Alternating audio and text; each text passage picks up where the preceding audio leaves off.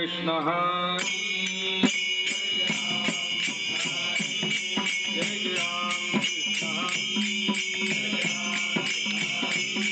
जय जय राम कृष्ण हरी जय जय राम कृष्ण हरी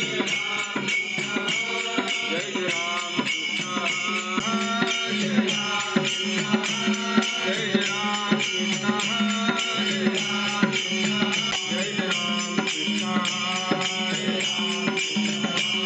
जय जय राम कृष्ण हरी जय जय राम कृष्ण हरी जय जय राम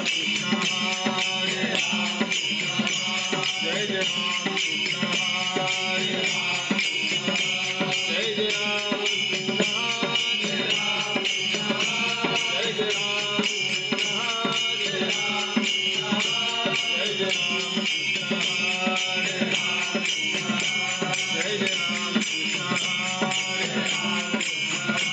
जय जय राम कृष्ण हरी जय जय राम कृष्ण हरी जय जय राम कृष्ण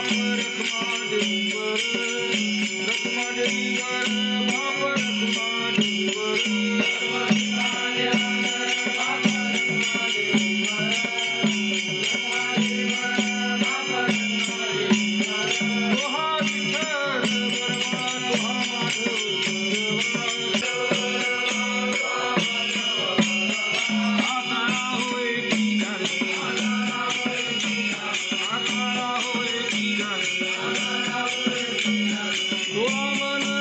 कृष्ण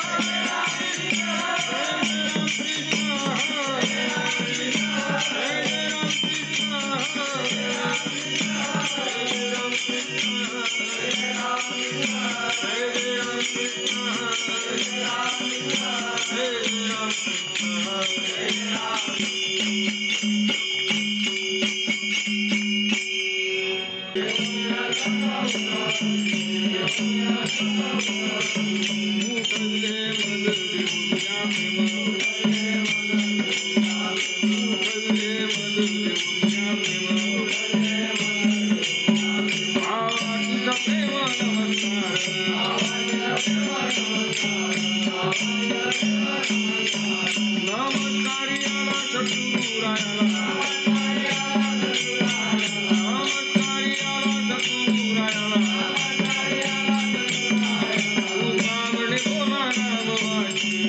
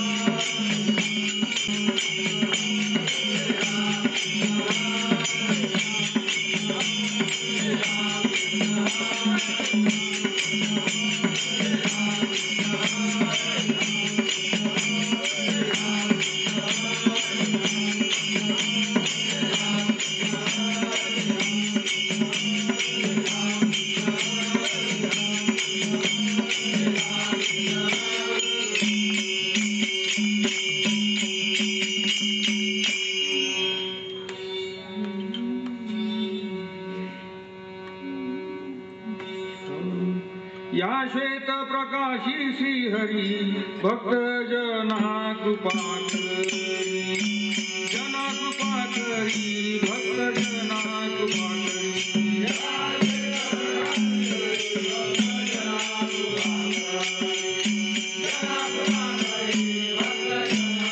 या श्वेत प्रकाशी हरी भक्त जना कृपा करी जना कृपा करी भक्त जना कृपा करी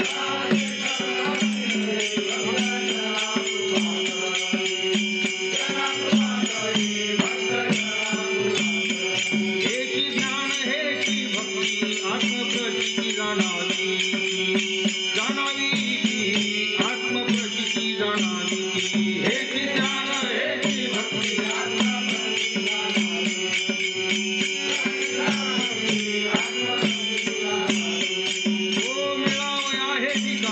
करावी संत सेवादान संत सेवादान करावी संत सेवादान मिळावया हे ठिकाण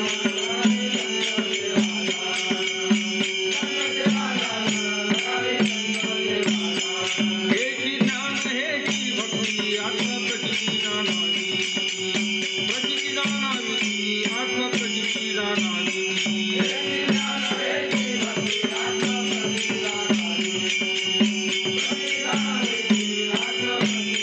मारुती म्हणे हा अनुभव मग तो गेला भव भय मग तो गेला भव भय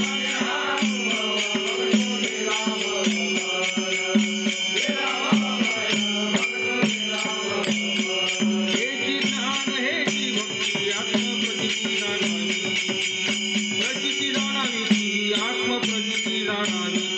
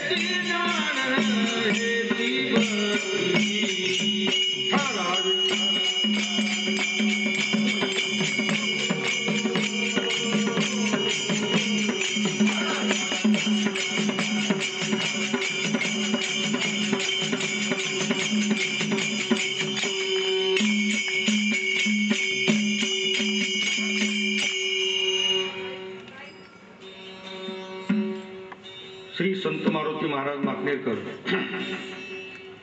यांनी केलेलं हे कीर्तन आहे. कीर्तन क्रमांक 383 हा मूळ कीर्तन क्रमांक. आणि हे कीर्तन मारुती महाराजांनी मिती श्रावण शुद्ध दशमी दिनांक 29/7/1933 ह्या साली केलेलं हे महाराजांनी कीर्तन आहे.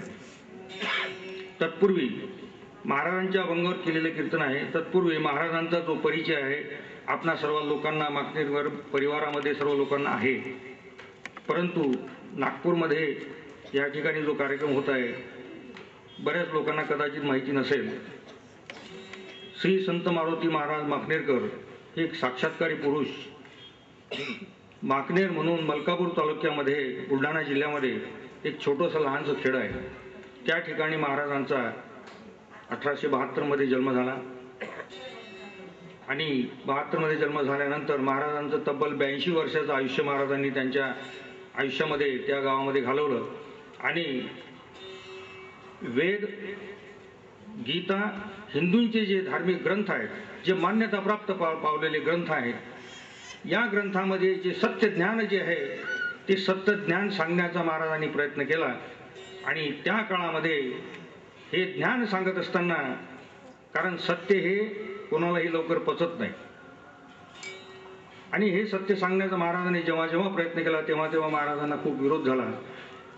आणि अशा महाराज कुठल्या शाळेत शिकले नाहीत, कोणत्याही शाळेमध्ये महाराज गेले नाहीत. तर महाराजांची जी ग्रंथ निर्मिती आहे, जवळपास 528 कीर्तनं महाराजांची लिखित स्वरूपात आज आमच्याजवळ आहेत.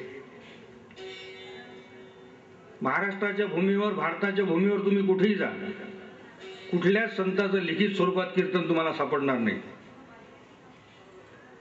मोठे मोठे संत होऊन गेले, त्यांनी त्यांच्या आयुष्यामध्ये कीर्तनं केली, परंतु ती लिखित स्वरूपात नाही.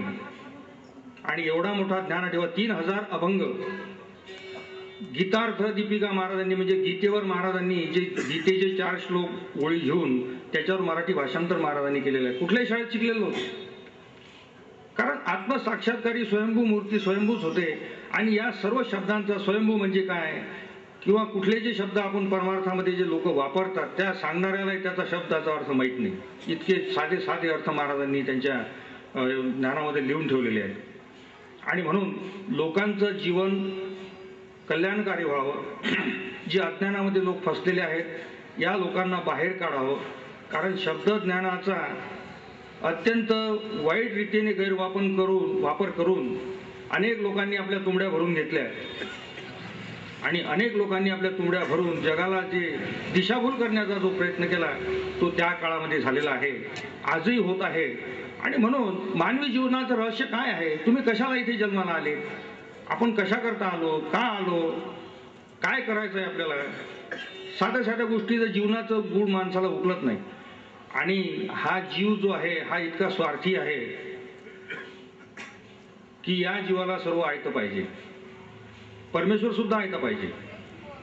कारण कोणालाही मेहनत करून परमेश्वर मिळवण्याची, कारण महाराजांनी यांच्यामध्ये जे ज्ञानाचं जे सार सांगितलेले आहे की मानवी जीवनात जन्माला आल्यानंतर जी माणसाला अनेक प्रकारचे कोडे पडतात ती त्याला उलगडत नाहीत, ती कोडे महाराजांनी सांगितली. देव कसा असतो, कोणी पाहिला देव, जगामध्ये देव बिव काही नाही. तुम्ही म्हणाल का असं कसं काय महाराज सांगतात, महाराजांनी सांगितलं जगामध्ये देव नाही. आपण देवावर भार टाकतो आणि बाकीचे धंदे करायला आपण मोकळे होऊन जातो. देवा माझं असं कर, देवा माझं तसं कर, देवा माझं तसं कर. परंतु महाराज म्हणतात देव कुठे आहे, अरे तुझ्याच जवळ आहे. तुकोबा सुद्धा म्हणतात तुझे आहे तुझं पाशी परी तू जागा चुकलाशी. देव कुठे नाही, देवाची प्राप्ती जी आहे फक्त मनुष्याच्या नरदेहामध्येच आहे. मनुष्यालाच देव मिळू शकतो, बाकी इतर योनीला याचं ज्ञान नाही. जगामध्ये अनेक योनी आहेत, 84 लक्ष योनी आहे म्हणतात. या योनीला परमेश्वराचं ज्ञान नाही, परमेश्वरांना दिसू शकत नाही. परमेश्वर हा दृष्टिगोचर नाही, परमेश्वर हा अंतर्चक्षुला दिसतो. आणि तो दाखवणारा जो आहे तो म्हणजे खरा संत, ते दाखवू शकतात. ते म्हणतात आम्ही पाहू डोळा देव दाखवू सकाळा. मग तुम्ही म्हणाल की बा ज्ञानेश्वर झाले, एकनाथ झाले, तुकाराम झाले, मोठमोठे संत होऊन गेले. तुकारामाच्या वेळेला तुकारामाला कोणी ओळखलं नाही. ज्ञानेश्वराच्या वेळेला ज्ञानेश्वराचे किती भक्त होते, तुकोबाचे जवळ टाळकरी होते, किती लोकांना ईश्वर दाखवला. ज्यांचा भाव होता त्यांनाच फक्त ईश्वर दाखवला, त्यांनाच ईश्वर मिळतो. कारण म्हणून याच्याकरिता देवावर पहिले विश्वास असावा लागतो. महाराज म्हणतात धन्य विश्वासाची जाती तेथे वस्ती देवाची. जो विश्वास ठेवेल त्यालाच ईश्वर मिळेल. महाराजांचे त्यावेळेस त्या काळाला हजारो भाविक होते, पण हजारो भाविकामध्ये जे जे भाविक महाराजांच्या अंतकरणात रजिस्टर झाले, महाराज म्हणतात ते नाव तुमचं रजिस्टरमध्ये लिहिलं गेलं पाहिजे. ते साधूच्या अंतकरणात नाव रजिस्टर झालं की त्याची कृपा झाली म्हणून समजा. तर अशा रीतीने परमेश्वर दाखवण्याचा जो महाराजांचा प्रयत्न आहे तो आजच्या अभंगामध्ये महाराजांनी घेतलेला आहे. आणि देव कुठे असतो, या नरदेहामध्ये जो प्रकाश आहे, या नरदेहामध्ये जो प्रकाश आहे तोच परमेश्वर आहे. तुमचा आत्मा जो आहे तोच परमेश्वर आहे. मग तुम्ही म्हणाल बा आत्मा आहे, मग आत्मा कसा असतो, नेमकं आत्म्याचं ठिकाण कुठे आहे देहामध्ये, त्याची लांबी किती आहे, त्याची रुंदी किती आहे. लोक तत्ववाद करतात ना, का हो आत्मा आहे म्हणतात शरीरामध्ये, मग आत्मा कसा असतो, तर तो संतांनी पाहिलेला आहे, त्याच्यामध्ये त्यांचं वर्णन आहे, त्यांनी लिहून ठेवलेलं आहे. मारुती महाराजांचं जे साहित्य मी जे आता वाचणार आहे हे कीर्तन त्यांनी लिहून ठेवलेलं कीर्तन जे आहे याच्यामध्ये महाराजांनी त्यांचा स्वतःचा अनुभव लिहून ठेवलेला आहे. प्रत्येक कीर्तनामध्ये 528 कीर्तनामध्ये महाराजांचा जो अनुभव आहे तो त्यांनी स्वतः मिळवलेला अनुभव आहे आणि तो त्यांनी लिहून ठेवलेला आहे, कोणी सांगितल्याने नाही. आजकाल आपण जे कीर्तन ऐकतो किंवा तुका म्हणे, ज्ञानदेव म्हणे, टमके म्हणे, अमके म्हणे. अरे पण तू काय म्हणतो ते सांग ना. महाराज म्हणतात तुका म्हणे नको सांगू, पण तुझा अनुभव काय आहे. कुठल्या साधूजवळ अनुभव नाही. अनुभवी संत जे होऊन गेले ते सांगत नसतात कोणाला.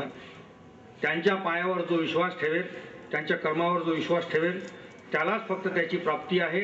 आणि म्हणून परमेश्वराची प्राप्ती या नरदेहालाच आहे. नरदेहा वेगळी प्राप्ती बोलू नये कदाची. नरदेहाच्या योनीलाच फक्त हे ज्ञान आहे. आणि म्हणून आपल्या मानवी जीवनाचं जे ध्येय आहे, मानवी जीवनाचं गूढ रहस्य जे आहे, हे गूढ रहस्य महाराजांनी त्यांच्या पूर्ण साहित्यामध्ये सांगण्याचा प्रयत्न केला. आणि त्याच्यामध्ये हा जीव जो आहे, प्रत्येक जीव काही संत होऊ शकत नाही, प्रत्येक जीव काही परमेश्वर मिळवू शकत नाही. मग हे जीव काय करतात, तर हे जीव आपल्या योनीला जन्माला आले, आईबापाच्या छायेत वाढतात, लग्न होते, मुलं बाळ होते, आपला प्रपंच करतात आणि एक दिवस मनुष्य मरून जातो. याच्या पलीकडे या जीवाचं ज्ञान नाही. महाराज म्हणतात ज्या जीवाला हे ज्ञान आहे त्यालाच हा विषय सांगायचा, हा ज्ञानाचा विषय आहे. महाराजांचे प्रत्येक कीर्तन आहे ते प्रत्येक कीर्तनामध्ये ज्ञान सांगितलेलं आहे. आणि जे सामान्य जीवाला समजत नाही, जे सामान्य जीवाला समजत नाही, जीव हा समजण्याचा प्रयत्न करतो परंतु संसारात गुरफटलेला असल्यामुळे कुठल्याही जीवाला या गोष्टीचं ज्ञान होऊ शकत नाही. कारण ते मिळवण्याची माणसाची श्रद्धा नाही. तुम्ही म्हणाली हा साधू सांगते मग हा साधू सांगते, मग त्या साधूवर विश्वास ठेवण्याची तुमची श्रद्धा पाहिजे, तुमची तेवढी तयारी पाहिजे. आता हे जे ज्ञान आहे, हे ज्ञान मी सांगतो, हे मारुती महाराजांनी लिहून ठेवलेलं, म्हणजे मारुती महाराज आजही आहेत. कारण ते म्हणतात आम्ही संत कधी मरत नसतो, नाही आम्हाशी मरावे लागत आहो अखंडित जैसे तसे. कारण ते ब्रह्म झालेले असतात. ते म्हणतात आम्ही साधू जर मेलो तर मग ब्रह्मच मेलं, साधू जर मेला तर ब्रह्मच मेलं ना, ते आम्ही मरू शकत नाही. ज्ञान रूपाने आम्ही जिवंत जाऊ. आणि तो पुढचा जो त्यांच्या जीवनाचा जो गूढ रहस्याचा जो भाग आहे, हा फार मोठा लांबणारा विषय. म्हणजे याच्यामध्ये तुमची उत्सुकता वाढत जाईल की बाबा मेल्यानंतर काय होते, जीवनामध्ये आल्यानंतर काय, हे सर्व महाराजांनी त्यांच्या याच्यामध्ये लिहून ठेवलेलं आहे. आणि म्हणून आता आपल्या जो वेळेअभावी आपण एवढं सांगू शकत नाही. आणि म्हणून हे जे कीर्तन मी वाचतो याच्यामध्ये प्रत्येक वाक्य जे आहे महाराजांचं, हे वाक्य ब्रह्मवाक्य आहे, याच्यामध्ये कधीही बदल होऊ शकत नाही. आणि त्यावर तुम्ही विश्वास ठेवा, कान देऊन ऐका. कारण हे वाचन कीर्तन वाचन असल्यामुळे प्रत्येक शब्द हा रिपीट होत नाही. जसा मी आता बोलतो तसं याच्यामध्ये नाही, याच्यामध्ये फक्त तुम्हाला ऐकायचं आहे. आणि ऐकून महाराज काय सांगतात की जो अभंग आहे महाराजांचा, हे श्वेतप्रकाशी राहतो श्रीहरी, म्हणजे शरीरामध्ये जो प्रकाश आहे तो प्रकाश आपल्याला अवगत करायचा आहे. तो संतांच्या माध्यमातूनच अवगत होतो. जसा शिक्षक विद्यार्थ्याला शिकवतो, परंतु विद्यार्थी त्या शिक्षकावर भरोसा ठेवून तो अभ्यास आत्मसात करतो, तोच विद्यार्थी पुढे जातो. इतर विद्यार्थ्यांना ते ज्ञान होत नाही, कारण त्याची श्रद्धा नसते. त्या शिक्षकावर तो टवाळी करतो शिक्षकांची, की बा हा मास्तर असाच आहे, हा लेक्चरर असाच आहे, तो तसा. तो विद्यार्थी कधी पुढे जाऊ शकत नाही. आणि जो विद्यार्थी मास्तरच्या बोलण्यावर लक्ष ठेवतो तो विद्यार्थी जीवनामध्ये सफल होतो. तद्वतच हे ज्ञान असं आहे की केवळ म्हणजे श्रवण करण्याचं नाही, हे ज्ञान श्रवण करण्याचं. ज्ञानेश्वर सुद्धा एवढी ज्ञानेश्वरी लिहिली. ज्ञानेश्वर काय म्हणतात, श्रवण करा असं कधीच म्हणत नाही ज्ञानेश्वर. श्रवण करा असं ज्ञानेश्वर कधी म्हणत, ते म्हणतात अवधान दीजिए. अवधान या शब्दाचा अर्थ असा आहे की आत्म्यापासून, अंतःकरणापासून जे आपण ऐकतो ते आत्मसात करण्याची शक्ती म्हणजे ते अवधान. आणि असं महाराजांचं जे ज्ञान आहे हे तुम्ही अवधानाने ऐका, अवधानाने ऐका आणि अवधानाने हे प्राप्त करून घ्या. आणि म्हणून आजच्या कीर्तनामध्ये महाराजांनी जे लिहिलेले आहे की हा जो आपण जे करतो आज जगामध्ये, आपण भागवत, कीर्तन, गीता, जे काही आता जे उपक्रम चालू आहेत, हा सर्व स्मारक धर्म आहे. हा ईश्वर प्राप्तीचा मार्ग नाही. हा केवळ दिंड्या, पताका, कीर्तन, भागवत, पोथ्या, पुराणे वगैरे जे आहे, हा आपला स्मारक धर्म आहे, हिंदूंचा धर्म आहे. म्हणून आपण हा केला पाहिजे. आणि सर्व लोक याच्यामध्येच भुलले. का आमच्या गावाला भागवत आहे, 2 लाख लोक होते, सुधारले किती त्यातले माहीत नाही, कोणी त्यातलं ज्ञान घेतलं माहीत नाही. म्हणजे हा जगामध्ये जो आज स्मारक धर्म चालू आहे, लोक याच्यातच भुलले. गीतेचं तत्वज्ञान कृष्णाने अर्जुनाला सांगितलं, ते तत्वज्ञान बाजूला राहिलं, त्या श्लोकातच लोक भुलले. श्लोक सांगू सांगूच त्याने लोकांना खुश करून टाकलं. म्हणजे असा हा कीर्तनाचा भाग. ते म्हणून ते महाराज त्यांच्यामध्ये म्हणतात की स्मारक धर्म जो आहे तो लोकांना सांगावा. रामाचं मंदिर, कृष्णाचं मंदिर वगैरे जे आहे ते आपले स्मारक धर्म आहेत, ते आपण पूजले पाहिजे. यांना तर आपण पोथी पुराणे जे आहेत, कारण त्यांनी मनुष्य तरत नाही. मनुष्य तरण्याचा मार्ग हा संत मार्ग वेगळा आहे. तो हा राजमार्ग सर्वाहुनी चांग, हा राजमार्ग आहे. आणि या मार्गाने गेल्या तरच जीवनाचं कल्याण आहे. आणि म्हणून महाराज विनंती करतात लोकांना की हे साधू जे महाराजांनी जे सर्व लिहिलं, हे साधू खेळ करतात आणि या खेळामध्ये हा जीव गुंतून जातो. आणि गुंतल्यामुळे त्या संताचं अवलोकन झालं, त्या संताची भेटी होते. कारण संत कोणालाही मिळत नाही. तुकोबा म्हणतात, बहु अवघड आहे संत भेटी, परी जग जेठी कृपा करुणा केली. आपण या ठिकाणी जन्माला आलो, आपल्या आईवडिलाच्या पोटी आपण जन्माला आलो, या परिवारामध्ये आपण आलो. माकनेरकर महाराज, कारण हा अनंत जन्मीचा योग असतो. आपण म्हणाल की बाबा तुम्ही धन्य म्हणा स्वतःला की आपण आपल्या आईबापाच्या पोटी येऊन अशा महाराजांची आपल्याला सेवा करण्याची भाग्य लाभलं आणि असे महाराज आपल्याला मिळाले. हा आपल्या प्रत्येकाच्या भाग्याचा विषय आहे. कोणालाही हा मिळू शकत नाही. संत हे तसे मिळू शकत नाही. आणि म्हणून हे जे सांसारिक खेळ आहे ते सर्व संताला करतात. ते सांसारिक ज्ञान सुद्धा महाराजांनी सांगितलेलं आहे. कारण इतर साधू जे ज्ञान वापरतात हे नुसतं पोट भरण्यापुरतं आहे. सांसारिक ज्ञान आहे ते साधू जे सांगतात ते पोट भरण्यापुरतं सांगतात. ते आत्मप्रचिती देऊ शकत नाहीत. आणि म्हणून उपदेश करताना जे ज्ञानी लोक आहेत हे उपदेश करताना कधी आग्रह करत नाही. कोणताही साधू म्हणतो की बा माझंच घ्या. महाराजांनी कुठल्याही धर्मावर टीका केलेली नाही. स्वतःच्या ज्ञानावरती महाराज सांगितलं की मी या मार्गाने गेलो, या मार्गाने मी देव मिळवला. खरा साधू जो असतो त्याला कधीही कोण माझा हा शिष्य झाला पाहिजे अशी कधी आशा नसते. आणि महाराजांनी असा शिष्य संप्रदाय वगैरे कधी मानला नाही. लोक येऊन ज्यांना प्रचिती झाली तसे लोक येऊन तिथे या ठिकाणी आले महाराजांच्या ठिकाणी आणि महाराजांची त्यांना अनुभूती झाली. त्यांनी महाराजांच्या पायावर डोकं ठेवलं आणि महाराजांचे ते झाले आणि त्यांचा संसार त्यांनी धन्य करून घेतला. म्हणजे आपले वाडवडील जे होते हे सर्व लोक महाराजांची सेवा करत होते आणि या सर्व सेवेने त्यांनी आपला संसार धन्य करून घेतला. त्यांच्या पोटी आपण जन्माला आलो आणि म्हणून या ठिकाणी आपल्या सर्व लोकांना हे भाग्य जे लाभलं. या ठिकाणी येऊन तुम्ही महाराजांचे 4 शब्द ऐकात, यालाही सुद्धा योग पाहिजे. अलत्या भलत्याला हे तुकोबा सुद्धा तेच म्हणतात ना, बहुता सुकृताची जोडी म्हणून विठ्ठल आवडी. माझं पूर्वजन्मीचं पुण्य आहे म्हणून मला विठ्ठल आवडतो, अलत्या भलत्याला विठ्ठल आवडत नाही. आणि हा जो प्रकार आहे आजकाल शहरामध्ये, जो प्रकार जो तुम्ही पाहता, शहरामध्ये कोणाला ऐकायला वेळ आहे? हे जे ज्ञान आहे, जे आपल्या परम कल्याणाचं जीवनाचं कल्याण करणार ज्ञान, शहरामध्ये कोणालाही वेळ नाही. प्रत्येक जण आपापल्या संसारात गुंतलेले आहेत. कुठेही वेळ द्यायला कोणाला जागाच नाही. कारण सर्व आपलं करतो ते आपण संसारच करतो ना. आणि म्हणून हा सर्व संसार करत असताना माणसाला बुद्धी स्थिर ठेवावी लागते. स्थित प्रज्ञाची व्याख्या कशी केलेली आहे की संसारामध्ये जो स्थिर राहतो, सर्व कर्म करून कुठल्याही गोष्टीला घाबरत नाही.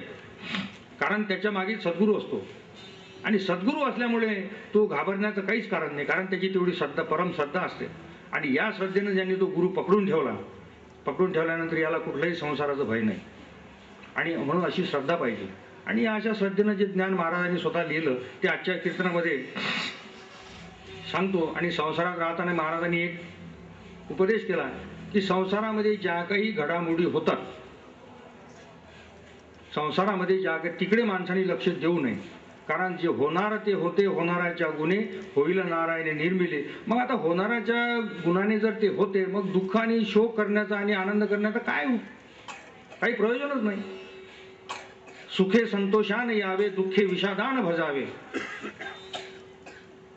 मग असं म्हटल्यानंतर मग आपण काय म्हणतो, मी केलं, त्यांनी केलं, यांनी केलं. अरे कोणी काही करत नाही. इतकी स्थित प्रज्ञ बुद्धी माणसाला ठेवला तेव्हा तो कुठे संसार सफल होतो.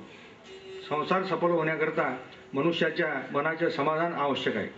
प्राप्त परिस्थितीमध्ये ज्याला समाधान आहे तो खरा सुखी जगात कोणीच नाही. 100 बिल्डिंग असल्या नागपुरात कोणी सुखी नाही. ज्याची झोपडी आहे तोही सुखी नाही. परंतु आहे त्या परिस्थितीमध्ये जो सुखी आहे तोच खरा सुखी प्राप्त परिस्थितीमध्ये. आणि अशा ज्या काही गोष्टी महाराजांनी आपल्या जीवनाच्या रहस्याच्या सांगितल्या तर त्यांच्या एवढ्या 528 कीर्तनामध्ये त्या आहेत. म्हणून हा एक साधा विषय आपण आजच्या विषयामध्ये जो आहे की या देहामध्ये काय आहे आणि परमेश्वर कुठे राहतो. उद्याच्याही कीर्तनामध्ये फार छान कीर्तन आहे उद्याचं. त्याच्यामध्ये जगी एक आहे संताचे ते घर, शब्द अनुभव सार भांडार ते, हा उद्याचा मारुती महाराजांचा अभंग आहे. तेही कीर्तन चांगलं आहे. प्रत्येक कीर्तन चांगलं आहे आणि प्रत्येक विषयावर घेतलेले आहे. तर आजच्या कीर्तनाचा सार महाराजांनी काय लिहून ठेवला ते आता आपण पाहूया.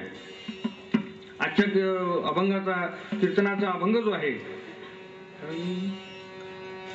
या श्वेत प्रकाशी श्रीहरी भक्त जना कृपा करी, हेची ज्ञान हेची भक्ती आत्मप्रचिती जाणावी ती, मिळावया हे ठिकाण करावी संत सेवा जाण, मारुती म्हणे हा अनुभव मग तो गेला भव भय. तर महाराज म्हणतात ज्या ठिकाणी शुद्ध प्रकाश आत्म्याचा आहे तेथे हा हरी राहतो. आणि तो जो शुद्ध प्रकाश आहे तो नरदेहातच आहे. तो आकाशात नाही, पाताळात तो नाही, पोथ्यामध्ये नाही, पुराणात नाही, गाथ्यात तो नाही. म्हणून ते म्हणतात नरदेहा वेगळी ब्रह्मप्राप्ती, नरदेहा वेगळी ब्रह्मप्राप्ती, कदा बोलू नये निश्चिती. आणि म्हणून ज्ञानेश्वर सुद्धा म्हणतात जयाचे चोखटे मानसी, मी होऊनी क्षेत्र संन्यासी, तया निजलिया ते उपवासी, वैराग्य घ्या. अशा त्या शुद्ध प्रकाशात देव म्हणतो मी राहतो, संन्यासी क्षेत्रात राहतो. जो देह शुद्ध सत्व झाला तेथे मी राहतो. आत्मसुख गोडिया विटे जो सकळ विषया. आणि म्हणून ते म्हणतात चर्मचक्षुना दिसणारे देव नाहीत, चर्मचक्षुना दिसणारे देव नाहीत, तर शुद्ध आत्मा हाच देव आहे. आणि म्हणून तुकोबा म्हणतात तुका म्हणे सांगू किती, तुका म्हणे सांगू किती,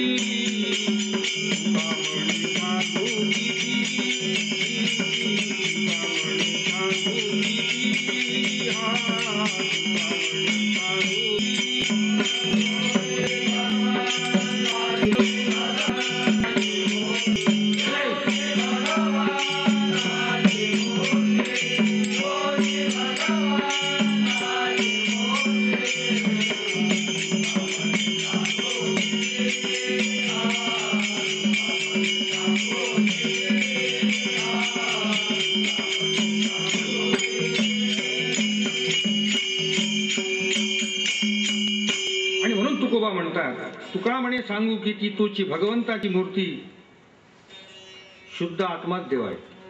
आणि तो नरदेहालाच, कोणाच्या नरदेहाला, संत देहालाच देव म्हणणे हा जो विषय आहे तो अज्ञानी लोकांचा नाही. अज्ञानी लोकांचा देव काय आहे? देवळे, प्रतिमा, गीता वगैरे ग्रंथ हे त्यांना देव आहे. प्रतिमेला देव म्हणावे, शास्त्राला देव म्हणायचे हे अज्ञानाकरिता होय. कारण कृष्ण गीते सांगतो न बुद्धी भेद येत न कर्म जोषाणी विद्वान युक्त. कृष्ण गीतेमध्ये म्हणतो की मूढ जनाला हा मोठा देव सांग. कारण पुढे कर्मेनानी संयम य मनसा स्मरण इंद्रियार्थान्वी मूढात्मा मिथ्याचरा सौच्यते. कानांनी ऐकली तशी बुद्धी या अज्ञानाची होते. म्हणून हा जो चोख आत्मा जो आहे हा चोख आत्मा त्याला सांगू नये. कारण काय, कितीही सांगितले तरी हा बोध त्यांना होत नाही.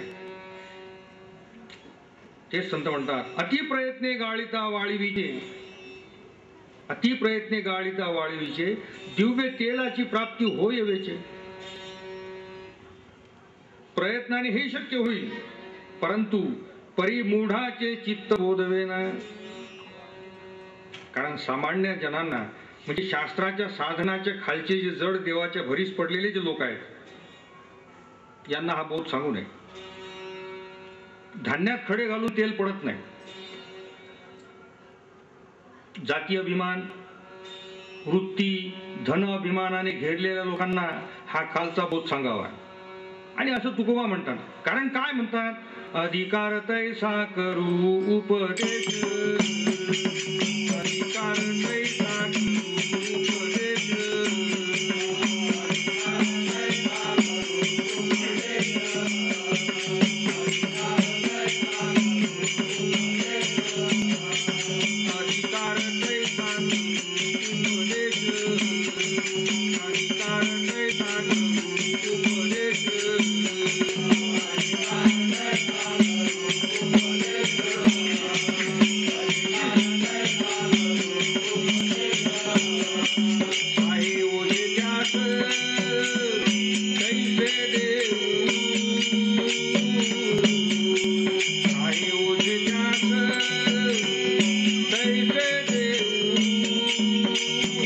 अधिकार कैसा करू उपदेश, अधिकार कैसा करू उपदेश.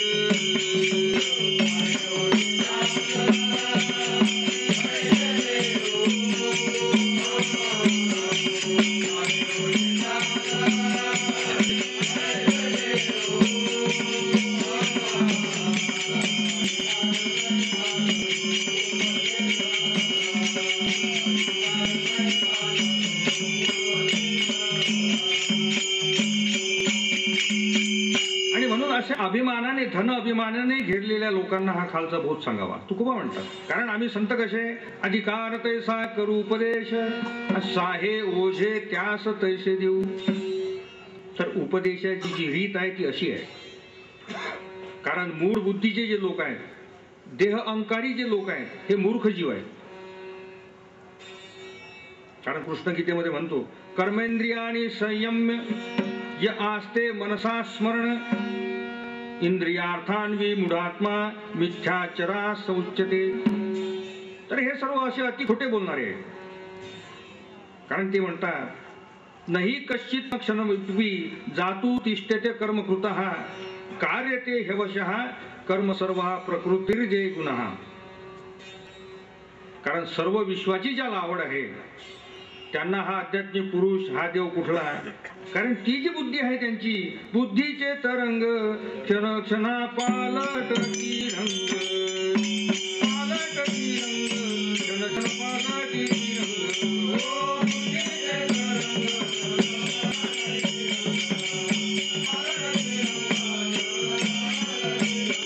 ओ बुद्धीचे क्षण पालटती रंग, पालटती रंग क्षण पालटती रंग.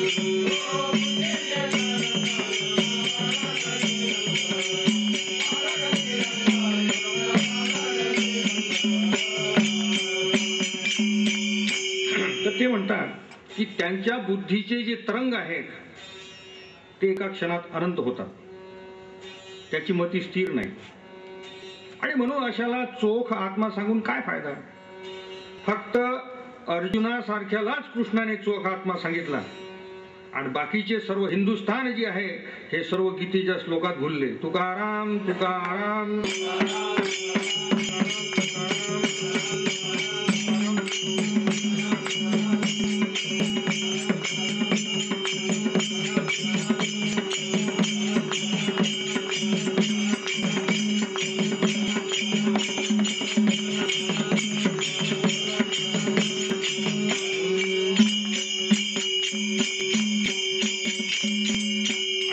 अर्जुनासारख्यालाच कृष्णाने जो आत्मा सांगितला. आणि हा जो जीव प्रकाश आहे हा जीव प्रकाश सर्व जनामध्ये आहे आणि त्यात अनंत बुद्धीचे तरंग उठतात. जीव भावनेचे जे लोक आहेत ते अज्ञानी आहेत. हे संताला देव मानतच नाहीत. दानोबा तुकोबा यांना फार थोडक्यांनी देव मानले. तर असे सर्व जीव जे आहेत ते वाया गेले. कारण जन जे आहे ते खालच्यातील आहे. आणि म्हणून कृष्ण गीतेमध्ये म्हणतो सदृश्यम चेष्टतो स्वस्या प्रकृतेर ज्ञानवानपि प्रकृती यांती भूतानी निग्रहम किम करिष्यति. तर असे ते प्रकृतीप्रमाणे जन हे चेष्टा करीत राहतात. कल्पनेप्रमाणे वागणारे हे जन आहेत. तर हा देहाचा आठव आहे. गाडी जुंपणे बैल हाकणे ह्या प्रकृतीच्या चेष्टा आहेत. निग्रहम किम करिष्यति. आणि म्हणून कृष्ण म्हणतो या परमार्थाला बुद्धी निश्चय केव्हा करशील. कारण ह्या ज्या चेष्टा आहेत ह्या ज्ञात्यातही होतात आणि अज्ञानातही होतात. पण ज्ञात्याची मती स्थिर असते. सागर कसा आहे तर स्थिर राहतो. सदा सर्व काळ तो स्थिर राहतो. तसा ज्ञाताही हा स्थिर राहतो. कारण ज्ञानेश्वर म्हणतात स्थिरता साचे घर निघाली जयाचे. सर्व कल्पना चोख ह्या आत्म्याच्या असतात आणि म्हणून त्या ब्रह्मार्पण होतात. कृष्णाच्या देहाच्या सर्व चेष्टा ज्या होत्या त्या सर्व देव होत्या. कारण तो म्हणतो ब्रह्मार्पण ब्रह्मम हवीर ब्रह्मणग्नो ब्रह्मणाहुतम ब्रह्मेव तेन गंतव्यम ब्रह्मकर्म समाधीना. जसे अग्नीमध्ये जे टाकावे ते अग्निमय होते, तसे ज्ञात्याचे पाहणे, त्याचे करणे वगैरे सर्व चेष्टा ह्या ब्रह्म होतात. आणि म्हणून ते संत लिहून ठेवतात, अग्नी माझी गेले अग्नी होनी आठेले, होनी आठेले, अग्नी होनी आठेले,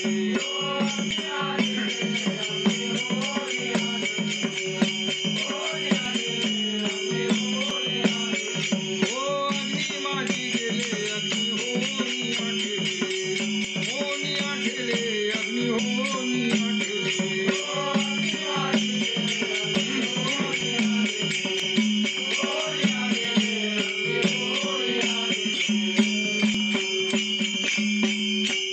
असे अग्नीमध्ये टाकलेले सर्व अग्नी होते. जसं खैराचे लाकूड, चंदनाची लाकूड किंवा नरकाची खट्टी ही अग्नीत टाकली तरी अग्नी होती. तसे या ज्ञात्यात पाप, पुण्य, नीती, अनिती वगैरेचा देव होतो. आणि ही गोष्ट कोणाला सांगायची तर संत म्हणतात, अधिकार तैसा करू उपदेश, अधिकार तैसा